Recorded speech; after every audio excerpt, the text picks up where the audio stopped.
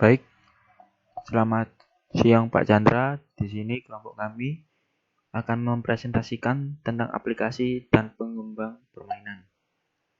Saya Julio Mardansyah Banu, beserta dua teman kelompok saya, yaitu Cesar Mahendra Putra dan juga Rino Yeven Ramadan. Gelombang revolusi industri 4.0 ini sudah membawa banyak perubahan terhadap fundamental pada berbagai tatanan kehidupan global, yang ditandai dengan semakin berkembangnya kreativitas dan inovasi dengan pemanfaatan teknologi informasi yang mendisrupsi berbagai sendi kehidupan global, termasuk persaingan di dalam bidang ekonomi. Jadi, gelombang revolusi industri 4.0 ini sudah masuk ke dalam persaingan di bidang ekonomi. Sebagaimana kita tahu, meningkatnya penggunaan smartphone beberapa tahun terakhir ini memicu perkembangan aplikasi dan game berbasis smartphone. Saat ini di masyarakat sendiri sudah sangat dimudahkan dengan berbagai macam aplikasi dan permainan yang ada di dalam smartphone, seperti aplikasi game Clash of Clans, Mobile Legends, PUBG, maupun Free Fire. Seperti itu contoh game permainan yang ada di dalam smartphone. Lalu juga meningkatnya penetrasi pemanfaatan gawai oleh masyarakat tak lepas dari peran aplikasi yang tertanam di dalamnya. Jadi pemanfaatan bermain HP ini dari masyarakat tak luput peran dari aplikasi yang tertanam di dalam HP tersebut. Lalu masyarakat sudah fasih menggunakan berbagai jenis aplikasi digital seperti peta atau navigasi yang biasa kita gunakan sehari-hari itu seperti Waze maupun Google Maps. Media sosial seperti Instagram, Twitter, Facebook, WhatsApp yang kita gunakan sehari-harinya. Berita seperti kita tahu Jawa Pos sudah ada web online, Kompas sudah juga ada. Lalu bisnis seperti OLX, Tokopedia, Shopee, Bukalapak, dan di musik ada aplikasi Joox, Spotify, SoundCloud, dan juga penerjemah seperti kita tahu Google Translate, permainan, dan lain sebagainya. Berbagai aplikasi tersebut didesain supaya mempermudah pengguna dalam melakukan aktivitas sehari-hari. Perkembangan memakai gawai ini berdasarkan riset bertajuk E-Economy 2019 yang disusun oleh Google, Temasek, dan Bain Company diterbitkan Oktober lalu. Ekonomi digital Indonesia selama 2019 diperkirakan 40 miliar US dollar atau sekitar 567,9 triliun jika di dalam rupiah. Tingkat pertumbuhan ekonomi digital Indonesia itu mencapai 49% dibandingkan di tahun-tahun sebelumnya. Nah, bahkan pertumbuhan ekonomi digital di Indonesia ini tertinggi di Asia Tenggara. Riset tersebut juga memperkirakan ekonomi digital tanah air atau di Indonesia ini berpotensi menuju 133 miliar US dollar atau jika di dalam rupiah 1,820 triliun rupiah di tahun 2025. Wow. Selanjutnya, pertumbuhan itu mencakup 5 sektor, yaitu e-commerce, media daring, transportasi berbasis aplikasi daring, wisata dan perjalanan, serta jasa keuangan digital. Pertumbuhan e-commerce tertinggi dengan perkiraan mencapai 21 miliar US dollar pada tahun 2019. Contoh dari transportasi berbasis aplikasi daring, yaitu seperti Gojek, Grab, lalu media daring seperti Ruang Guru, wisata dan perjalanan seperti bagi-bagi.com, tiket.com, Traveloka, serta jasa keuangan itu seperti Genius, OVO, GoPay, seperti itu. Nah, pelaku ekonomi industri ini terdiri dari publisher, developer, dan juga channel distribution. Di publisher sendiri berperan sebagai pihak pendistribusi permainan interaktif elektronik. Dalam melakukan proses distribusi, pihak publisher menentukan channel distribusi yang sesuai untuk permainan interaktif elektronik. Lalu developer ini membuat, mengembangkan, menghasilkan permainan interaktif elektronik. Secara bersama dapat menjadi publisher jika developer tersebut secara mandiri melakukan peranan publisher.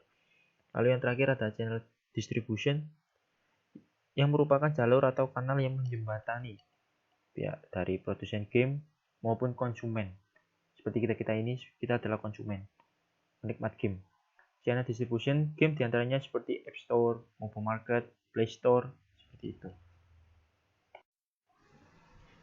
Lalu di sini ada seperti perputaran kreatif menuju ke produksi, lalu turun ke distribusi, konsumsi, pemeliharaan.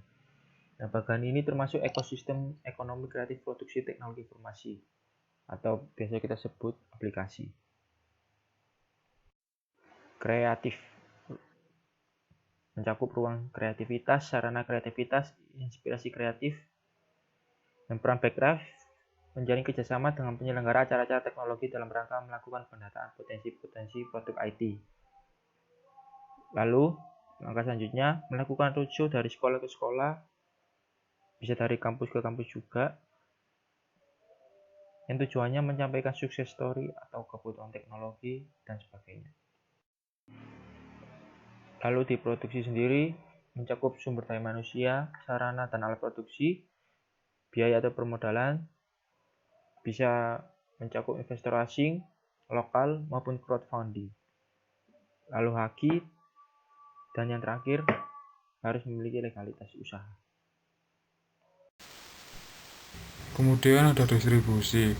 Di sini distribusi meliputi struktur pasar, kemudian akses ke pasar. Nah, peran Backcraft sendiri adalah mendorong kerjasama dengan pihak yang berkompeten dalam merilis data-data statistik dalam berbagai bidang. Selanjutnya adalah tantangan dari ekonomi kreatif subsektor aplikasi dan pengembang permainan. Yang pertama adalah belum banyaknya institusi pendidikan yang secara spesifik memberikan pengetahuan tentang bagaimana membuat serta memasarkan sebuah aplikasi maupun game. Nah, di sini dapat membuat keterbatasan pengetahuan masyarakat akan pengembangan industri kreatif di Indonesia sendiri selama ini dikarenakan kurangnya lembaga pendidikan yang secara khusus memberikan pengetahuan untuk pengembangan industri kreatif itu sendiri. Sehingga selama ini masyarakat mempelajari sendiri pengetahuan untuk membuat industri kreatif tersebut dalam bidang aplikasi dan pengembangan permainan yang kemudian menyebabkan pengetahuan yang ada itu tidak mendalam. Kemudian selanjutnya adalah masyarakat Indonesia yang belum bisa mengapresiasi suatu karya dengan baik. Hal ini karena hak atau hak kekayaan intelektual belum bisa diimplementasikan sepenuhnya dengan masih banyaknya pembajakan di mana-mana. Berdasarkan laporan dari IDC dan BSA melaporkan tingkat pembajakan software di Indonesia mencapai 86% pada tahun 2011 lalu. Hal ini tentu saja menyebabkan terhambatnya pertumbuhan industri digital kreatif apapun. Tantangan selanjutnya yang sering terjadi adalah ketimpangan antara demand dan supply, di mana di sini demand atau permintaan pasar pada sektor aplikasi dan pengembang permainan itu jumlahnya sudah cukup banyak, tetapi supply atau pemenuhan dalam pasar permintaan itu tadi masih sedikit. Sebenarnya SDM di Indonesia itu sangat banyak, tetapi SDM yang memiliki kemampuan dan pengetahuan yang luas itu jumlahnya masih sedikit karena kurangnya literasi tentang aplikasi dan pengembang permainan itu sendiri, sehingga membuat permintaan pasar banyak tetapi tidak bisa memenuhi permintaan tersebut. Nah, selanjutnya adalah ide bisnis di bidang sektor aplikasi dan pengembang permainan. Menurut kelompok kami adalah mengembangkan sebuah game yang khusus untuk smartphone dan bergenre survival horror yang memiliki konsep legenda dan cerita horor khas Indonesia. Di sini pengembang permainan dapat membuat sebuah game genrenya itu survival tapi juga disertai horor. Karena game survival itu banyak diminati oleh anak muda sekarang, dan game horror menjadi keunikan tersendiri karena jika mengangkat keunikan horor di Indonesia yang memiliki banyak legenda, maka pemain atau player game tersebut akan merasa tertantang dan memiliki pengetahuan baru tentang Indonesia juga. Selanjutnya adalah strength dari ide bisnis ini. Yang pertama adalah mengangkat legenda khas Indonesia, karena di sini cerita horor di Indonesia itu sangat banyak sehingga bisa diangkat ke dalam sebuah permainan. Kemudian lebih menghibur karena genrenya survival horror. Lebih menghibur karena di sini permainannya itu bertujuan untuk bertahan hidup, tapi di dalam sebuah game yang bertemakan horor. Kemudian yang ketiga adalah mudah dimainkan di mana saja, karena konsepnya ini dibuat untuk smartphone dan smartphone bisa dibawa kemana saja. Kemudian yang keempat adalah lain daripada yang lain. Di sini karena kita ingin mengangkat legenda khas Indonesia, dan sebelumnya Indonesia juga pernah mengeluarkan game namanya Dreadout yang itu juga laris di mancanegara. Kemudian weaknya dalam ide bisnis itu adalah orang-orang yang masih belum berani dengan horor, karena susahnya menarik player atau pemain game horor itu yaitu tadi karena masih orang yang trauma dengan horor. Kemudian masih memiliki grafik yang belum maksimal, karena dalam mengembangkan sebuah game, jika grafik yang dimiliki belum maksimal, pasti para pemain akan kecewa untuk memainkan game tersebut, dan ini biasanya kurang dapat pasokan dari orang-orang kepentingan seperti pemerintah dan investor.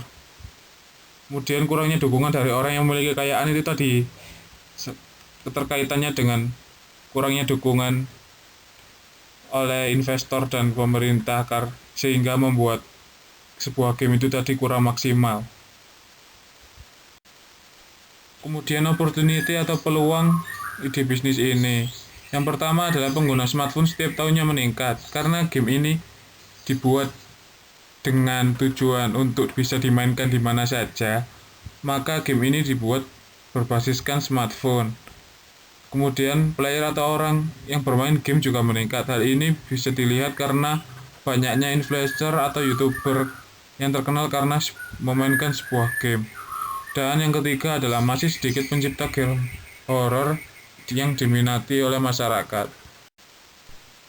Kemudian trade atau tantangannya dalam ide bisnis adalah mencari pelanggan yang berani untuk memacu adrenalin. Di sini karena kebanyakan orang-orang yang masih trauma dengan game horror, jadi sedikit sulit untuk mendapatkan para pelanggan baru. Kemudian bersaing dengan developer game luar yang sudah besar.